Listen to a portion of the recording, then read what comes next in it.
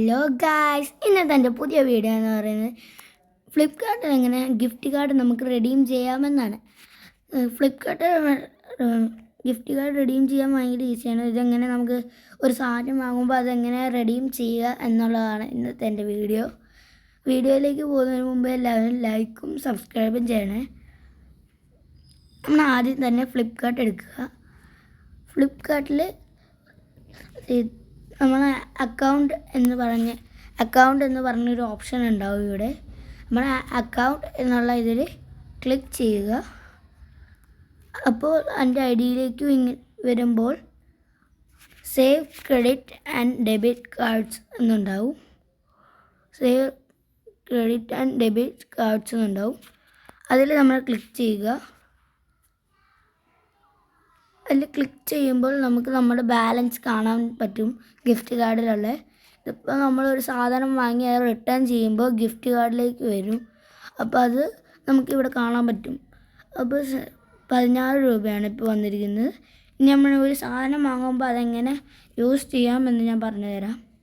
അതിൽ നമ്മൾ പോയിട്ട് ഒരു സാധനം സെർച്ച് ചെയ്യുക.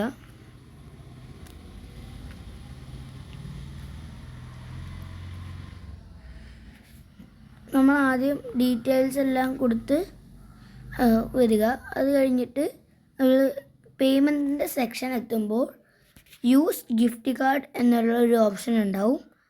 ഇപ്പോൾ 724 റുപ്പീസാണ് നമ്മളിപ്പോൾ കൊടുക്കേണ്ടത്. നമ്മൾ യൂസ് ഗിഫ്റ്റ് കാർഡ് എന്ന് പറയുന്ന ഈ ഓപ്ഷൻ ക്ലിക്ക്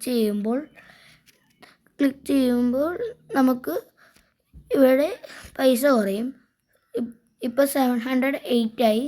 ഇപ്പോൾ 724 ആണ്. ഇത് നമ്മൾ ക്ലിക്ക് ചെയ്യുമ്പോൾ നമുക്ക് 708 കിട്ടും.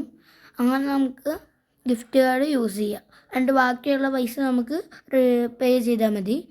ഇതിപ്പോൾ നമ്മുടെ കയ്യിൽ 1000 റുപ്പീസ് ഇതിനെക്കാട്ടും അധികം 724-നെക്കാട്ടും അധികം റുപ്പീസ് ഉണ്ടെങ്കിൽ നമ്മൾ അതിൽ അമർത്തി കഴിഞ്ഞാൽ നമ്മുടെ ഇത് 0 ആയിരിക്കും.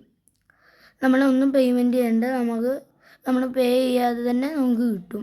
പിന്നെ ബാക്കിയുള്ള ബാലൻസ് നമുക്ക് അവിടെ കാണാൻ പറ്റും. ഇന്നത്തെ വീഡിയോ ഇത്രയേ ഉള്ളൂ ഗായ്സ്. എല്ലാവർക്കും ബായ്.